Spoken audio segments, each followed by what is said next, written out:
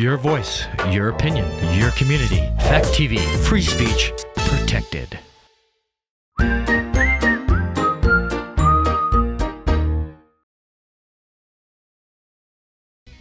news, politics, business, sports, arts, music. Mike and Marty on the beat. Mike and Marty. Mike and Marty. Good morning, Rockingham, and welcome to the feed. We're back. We missed a week. We had Technical difficulties. yeah, that's a good way of saying it. Technical difficulties. It's November 3rd. Hard to believe it's already November. We missed Day of the Dead, but we made it through Day of the Dead, so that's good. That's a good thing. Today we have Guy Payne with us. He's going to be talking to us about sustainable housing and a sustainable housing tour that's coming here this month in just about 10 days. That's Yeah. right. But first, Marty, with local events. So this past weekend was the BIFTA. Oh, okay. Let's go again. Just talk about technical difficulties. This past weekend was the BIFTA and co-sponsored BIFTA Greater Falls Chamber of Commerce and Flatiron sixth annual chili and chowder cook-off. I just wanted to give a shout out to the winners. So in the chowder category, the first place winner was Jamaican Jules. Second place was Bellas Falls Rotary. Go Rotary. Third place was Green Mountain Traffic Control. And actually for the Rotary Club, all the credit goes to Rick Kavatsky because he was busily preparing the chili for the chowder for days. He was fishing for days. The chili winners were the Threaded Trunk. Bella, the cat at Village Square Booksellers, had a very unique chili that she made herself. And then the third place was Alyssa's Amazing Chili. I'm not quite sure who Alyssa was, but Alyssa's Amazing Chili. So at the Bellas Falls Opera House this weekend, it's Venom with a subtext of Let There Be Carnage. Yes. And if you've seen the previews, you know. I'm just saying, okay, that kind of turned me off to that. Well. But on the flip side, Classic Wednesday, which is tonight, is the Goonies. It's sponsored by Savings Bank of Walpole, and it's actually it's a free admission movie. Yeah. The sponsors can choose to do that. So. Used to watch that with my kids all the time. That was really So that's this weekend. entertaining. And coming up, we have speaking of Rotary, we have an exciting event happening. We lost our major fundraiser of doing the spaghetti dinner and the penny sale. The penny sale was just a lot of work, and a lot of drain on the community for asking for prizes. So we threw some ideas around and we came up with the idea of the Bellows Follies. It's going to be a Broadway cabaret and live auction. It's happening Thursday, November 18th at 7:30 p.m. at the Bells Falls Opera House. Nice. So David Stern and his new company, Wild Goose Players, will be providing the music and the entertainment. We have just a few live auction items, not so many that people are going to get bored with the auction and miss the singing. And it's co-sponsored by the Bells Falls Rotary and Wild Goose Players. And the cool thing is the ticket prices vary. Tickets are as low as $10, or you can go as much as $40 if you want to have the premium seats. All tickets are available for purchase at the BellowsFallsOperaHouse.com website, which is now live and working and able to accept credit cards. Yeah. And there's a seating chart, so it's not general admission. You actually choose the seat that you want and you purchase it. You can wait till the night of the event and purchase tickets at the door, but I would really recommend that people, for all kinds of levels, contactless purchase and all of that type stuff, ease of getting in, just purchase your tickets ahead of time by going to the BellowsFallsOperaHouse.com. Yeah, they've really come along with the whole seating and everything. It's really getting very professional. Yep. I wonder who those people are. I wonder who those people are. It was Charlie Hunter and the crew at the Opera House. They've been working tirelessly, and the town hall, because they had a bit of a glitch with the interface of the town hall, like credit card ability and the site. The site is Spectrix. That's the site that the town hall that the Opera House is using. So they had to work to get that. To get the kinks worked out, as is always the case when you Yes, for that's that type true. of stuff. I mean, that's just the way it is now. Any hints on who's singing and who's dancing? And So the Wild Goose Players are pretty much made up of the general cast that David has had has had before in the musicals that he's done. So you'll see a lot of familiar faces Oh, neat. doing, and some amazing voices. Oh, so it should be a fun night. We're hoping that it will evolve into a Regular a thing, regular like yearly this time of event. year Yeah. before Thanksgiving, because it is Yeah. a nice time to go to a show It and is. see things. How about the auction items? Is it going to be like huge things like a car? or Well, is it no, gonna be there's like a couple of dinner tickets or gifts the two auction items that I know of are a weekend getaway on the Cape, Whoa! and I believe it's also a weekend getaway at a condo in Lake Tahoe. Holy cow! I think. Those are Don't big. quote me on these because I obviously had Yeah. done my homework for Mike's questions this morning, Okay. but I believe those are the two. Just bigger so it's not auction like a items. weekend on Miners Pond. I or- think it's a weekend at Brockway's Mills at the Smith That House. would be I'm pretty nice. sure that's exactly what that was the top billed thing was. Lake Tahoe. That's amazing. Yeah. Good prizes. So I think, but Yeah. you probably shouldn't quote me on that because All I wouldn't right. want to disappoint We won't. anybody. But I'll try to find out. I'll find out Yeah. for next week for sure. That's good. That'll be a Well, task. Guy, thank you for coming. Thanks for inviting me back again. I know this is probably we were trying to figure out how long we've Yeah, been doing this is this, and like you've the- come every year to promote. Right around this time. Just, actually, it's been earlier. Oh. Because they were tours that we did in which people physically went to the homes. Okay. Remember back in the day when we could do that? Yeah, I know. 2 People years don't want ago? us to do that anymore. You know? Can't understand why. So last year, we decided, well, let's do it virtually. Okay. And because of with all the technical things that none of us had experience with. Right. Yeah. We said, let's go to November, not Yeah, yeah, not yeah. October. So this is the second year, and I think we're still at that point. Well, I think we'll probably remain a virtual tour. Interesting. How did it go last year? Like how was the attendance and what was It the was great. feedback? Good. And the quality of the production was great. People had questions, and the nice thing was it was such that we had a house over in Manchester. We didn't have to worry about the weather. Right. We didn't have to worry about people saying, "You mean I got to clean my house up to have folks come through?"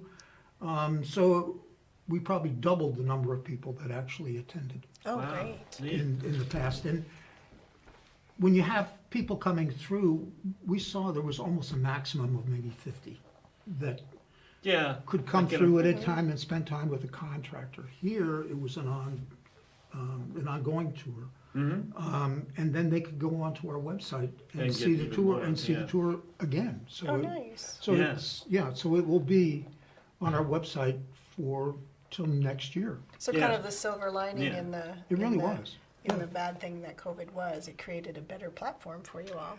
It really did. But it created one of the biggest challenges, and you probably did it when you were doing your filming, is that there was the level of detail that's required. Builders were up to their eyeballs in work, and I got to do this. Yeah, yeah. Well, let me Exactly. just make a video. It's not. Just It making- doesn't no work. one, not many people understand that. How hard can that be? That's right. Yeah, it's a couple Then you get minutes. the ums and the facial expressions. So, we had to work through a lot of that. Yes, yeah. And you had, Teresa Spear was here maybe 2 or 3 years ago. Mm-hmm. And she's our program manager, and, that stuff drives her nuts. Ah. 'Cause she's- But we do have to step back, just Yes. because we have to find out Who is this? Who are you? Who are What you is talking this? to? Because we're talking about the Sustainable Energy Outreach Network called Right. SEON, SEON. Yep. which most people know what it is, but I was. Oh, I had to look it up again It's this a year. tongue twist. It's a tongue twist. It just doesn't Yes. roll off. It does your- not roll off your And I tongue. still do it now and then. So what is SEON? SEON is a 501c3 nonprofit that is committed to enhancing the knowledge and skill level of contractors and architects Right. to move into what we would call high performance buildings. Those are buildings that, one, naturally are committed to energy efficiency. But if you don't give equal intensity to water and vapor management, you have problems. And I think everybody is becoming aware of that. But then it's also indoor air quality, health, safety features. Are you selecting products that actually absorb carbon? because you want a house to be a carbon sink. Yeah. And the whole issue of embodied energy, how much energy is being put into a product before it's for sale. So those are the sort of the main categories of what we call high performance homes. Now, not all homes are going to go there. Right. We talk about cost and all, and so sometimes we use the phrase "a pretty good house." Yeah. Well, that's, And Yeah. for many people, that's sort of where they are. yeah. The compromise is how you make progress, though, right? You can't. It's Sure. sort of like we used to be different too. Yeah. So it's the incremental changes. Yeah. And so a pretty good house gets to be maybe a better house, and then. That's right. Yeah. Yeah, but still keeping their eye on what are some of those criteria. Mm-hmm. And then the other is how to engage the community to be as fossil-free as possible. Mm-hmm. So this tour that we have, which will be virtual on November 13th, Okay. really combines both. We're featuring the builders who have made this kind of commitment, whether it's a new house, an addition, or what we call a deep energy retrofit. Which for many people, it means you're going down to the actual studs. Wow. I mean, it's just not blowing in insulation. But you can blow in the insulation, but when you use the phrase deep energy retrofit, you're going right down to the sheathing. Wow. And so it's featuring those builders. And the real challenge in Vermont, and probably in most of the northern states, there's a branch of physics now called building science, Oh. which is, you're talking physics, so we're talking about a new level of learning for a lot of the contractors. But in a most fundamental way, how does air, heat, and moisture move through a building? Wow. And far too many contractors do not know this.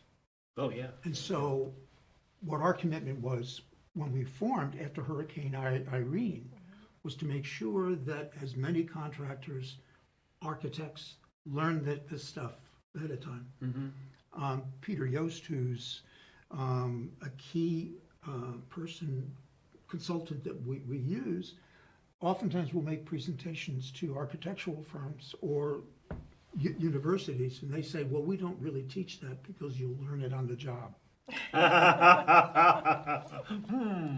There's the chicken and egg problem That's right, and so far, I don't want to label architects with that, but you want to make sure that they are using the most best practices as it pertains to building science.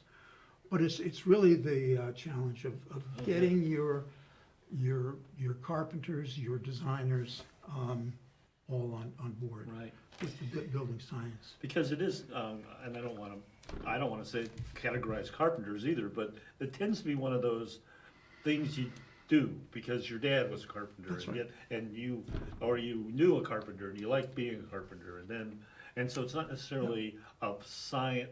I don't think people think of it as a science-oriented field, but Yeah. it really has to be. It is now, Yeah. because you're employing thermodynamics, you're employing physics.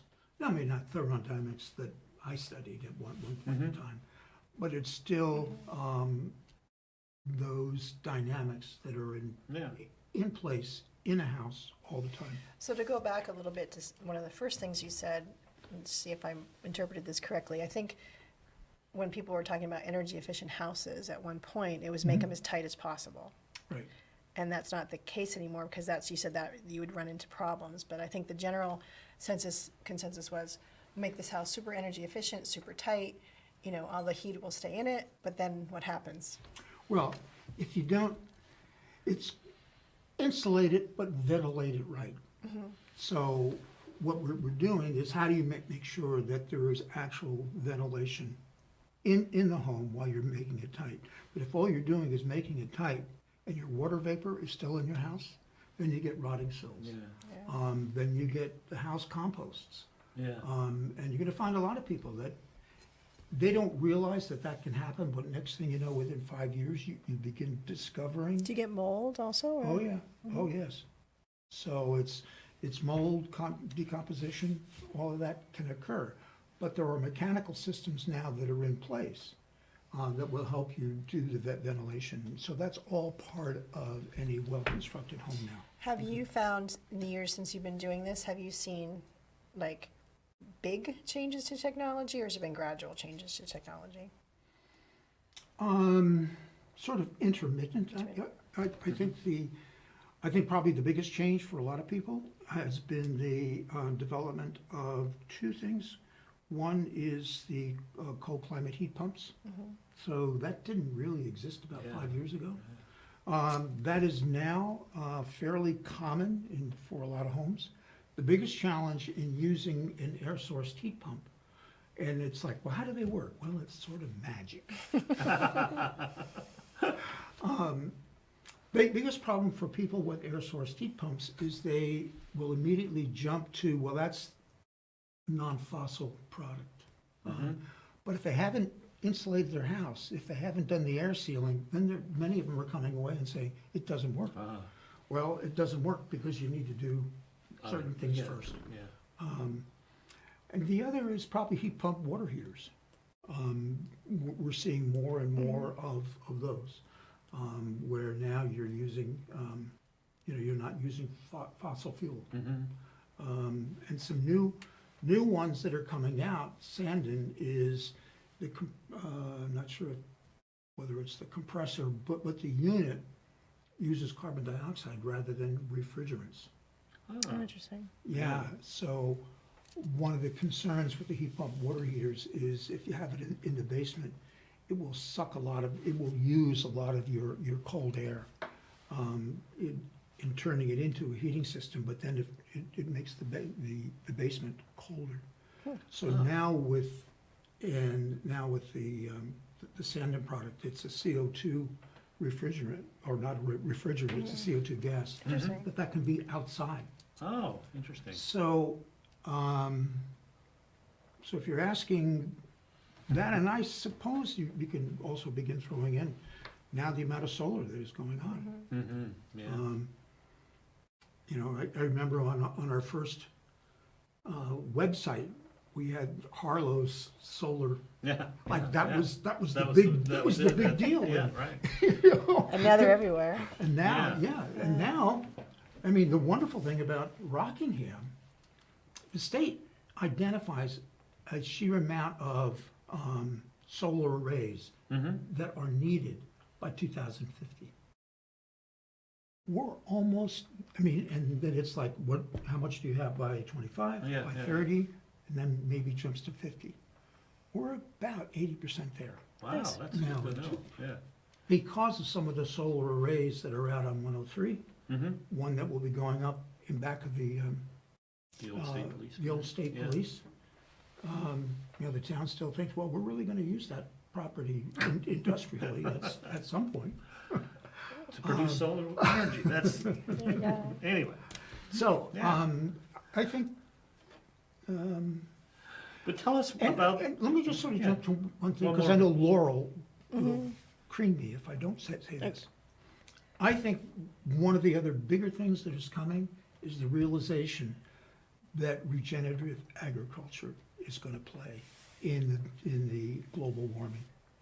And so that whole piece in terms of earth-based, that vegetation, in terms of the way in which we live our lives, that's going to be a whole new dimension that. So can you explain for the novice a little bit more what regenerative agriculture? Mainly, it's the ways in which we farm or even use our vegetable gardens, because it is the quality of the soil and the plants that are absorbing the carbon that holds it for years. You've seen cornfields that get cut down and remain brown all wintertime. Well, you're losing all that carbon. Now, if you begin crossing the river down in Westminster, you may begin seeing that field covered with grass now, or buckwheat or whatever they're using. Yeah, okay, that makes sense. So it's really looking at the quality of the soil, how it's being used in terms of crop rotation or livestock rotation. David Major, I don't know how long he keeps his sheep in one section and then moves to another, then moves to another. and the quality of yield of that soil now is tremendous. Yeah. Has increased. So that's a whole new way of living now that is, in many respects, people are seeing as absolutely essential to the climate change, and yet we didn't hear that in Glasgow. Well, I think it's also, I mean, not just climate change, but, I mean, we've definitely seen from COVID, you know, shortages in sourcing things like food Yeah. and stuff like that. So to be most sustainable, I know this is a big push Laurel has, sustainability. People having their own gardens, even just having their own gardens and growing their own vegetables and going back to canning those vegetables or freezing vegetables so that you don't rely on the food chain and the trucking and you know, industry as much. Absolutely, yep. So And speaking of, you may recall, we were running out of canning lids last year. we were, yeah, you couldn't get them. We couldn't get them.